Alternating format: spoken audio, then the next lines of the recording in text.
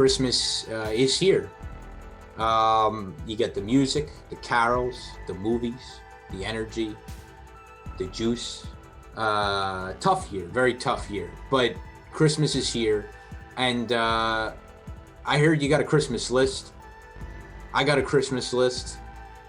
Let us know what you got. What are you sending to the North Pole as far as sports requests? Well, tonight definitely made me a bit more confident in what I wanted, right? So let me paint a picture here. Hayward leaves. I'm a huge Celtics fan. Love the Celtics, and I got to say, in the city of Boston, some of our teams are falling off a bit. Sox, not what they used to be. Patriots, not what they used to be. So the Celtics, that's my hope right now. And they're a young team. And a big something I really want is Tatum and Brown to really become what Los Angeles has in Kawhi Leonard and Paul George.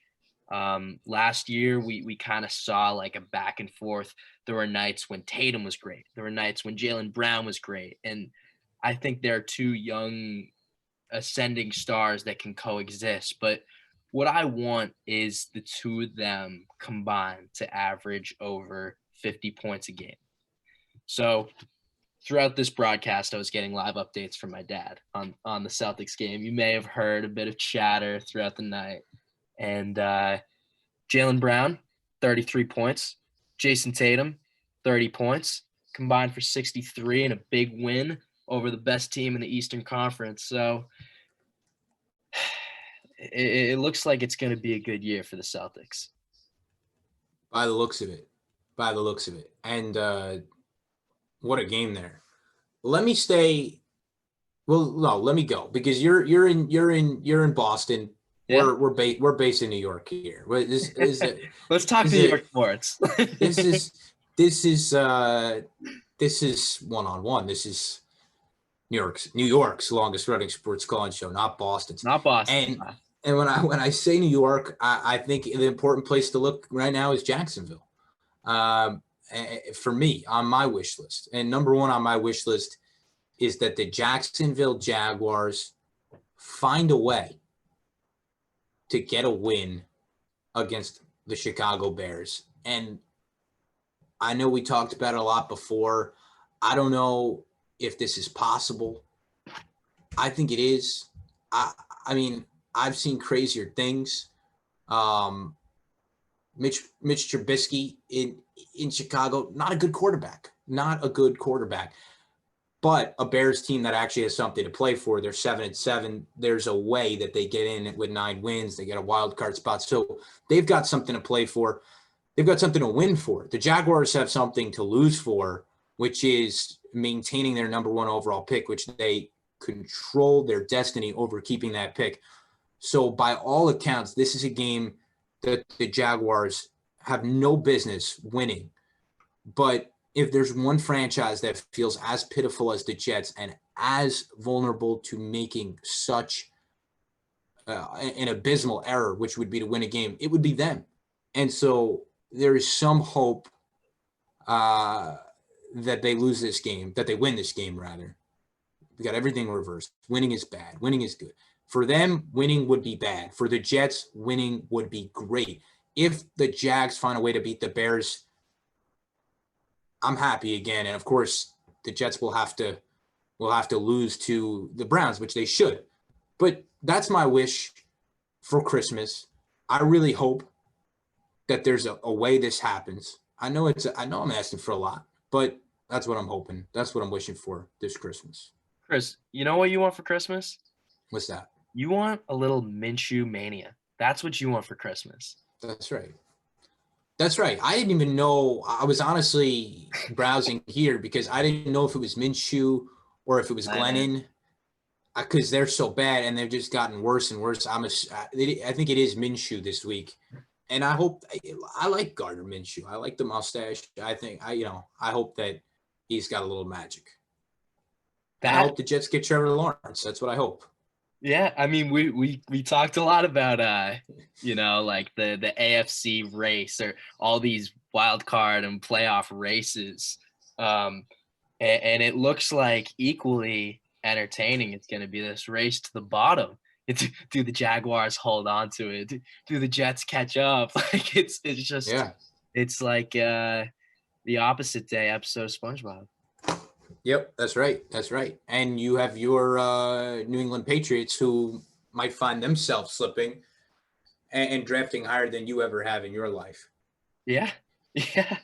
I I mean, now I know what it's like for the rest of the league. This is how it goes. The natural cycle of Um, competition, and you know, I don't think you quite know. I don't think you quite know. not yet. If you lose for 10 more years in a row, then I'll say, yeah, now you know. Now you know. I'll give you a text. You have another wish on your sports list or your real list? Um, I mean, That was it. You only came with one. well, how about this? How about this? What'd you come with? I got one. You go. um, well, I'm a big sports fan, but another passion of mine deep down, I'm a big Nintendo fan. Big Nice. Nintendo fan, and play a lot of Pokemon, play a lot of Pokemon Go, and I want a little gadget that enables me to play Pokemon Go without exposing my hands to the cold throughout this chilly winter. So, You're I kidding. gotta, Wow. yeah. Incredible. Incredible. Yeah. What about you? Any Pokemon Go for you? No, no, I don't have anything of that sort. I will say this on a sports wish. Um, you know, maybe this is a little sentimental, but when I can go into a ballpark for the first time, and I certainly hope that comes this summer. I certainly hope.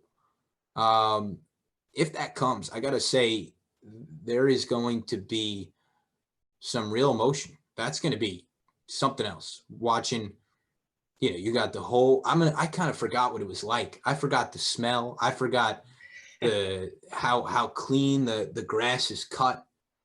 Just it's a really wonderful thing. And my wish is that that comes true. That we can have a little bit of baseball this summer. I don't think we're going to get basketball in arenas. Certainly not this winter, but perhaps by the end of the year, come playoffs. But obviously, this is a general wish for the world, for humanity, for our society, is that we can overcome this virus that we haven't been shy about talking about on the air here because it's defined so much of our lives. The reason that we're on Zoom and we're not in the Bronx right now in a studio without the worry and the fear. But when it's all said and done, to me, a great symbol of that for someone who is a massive sports fan will be being in the building with diehard fans of the team. And I think we're all going to be crying a little bit. I think it's going to be incredibly emotional for all we've been through. And to be able to watch baseball again, the crack of the bat. I mean, smell of popcorn. Come on. I could get emotional just thinking about it. Chris, you should give up your hopes of being a sports media guy and just become a poet. You think so? Yeah. And I one look. question for you. Yeah, go What was ahead. the last game that you went to? Like any live sports game? That's the last live sports game that I was at. Um, must have been fall of 2019 because I was actually I was in Italy studying in Italy that spring. We got sent home March the 5th. So I hadn't been to a game, but I was certainly planning on seeing Juve, on seeing Juventus in Italy. Was super stoked. But I didn't get to a game in Italy. I was only there for 5 weeks before we got sent home. So the last game must have been the fall, and I'm just gonna guess that it was a Met game.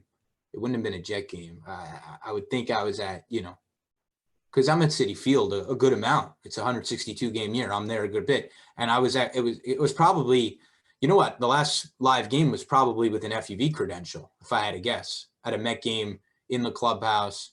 At the time, Mickey Callaway was the manager. Probably went up to Pete Alonso's locker, got a couple words from him.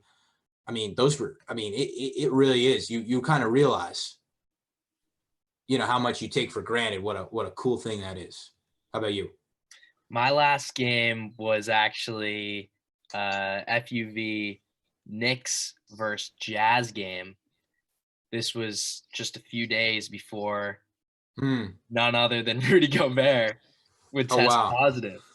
So I want to say this was like five days. Yeah, I'm sure you could find the stamps, the receipts to prove me wrong or right, but it was before we even knew what the heck was going on, how you could get it, how long the transition period is. And I'm like, did I just get COVID-19 from Rudy Gobert?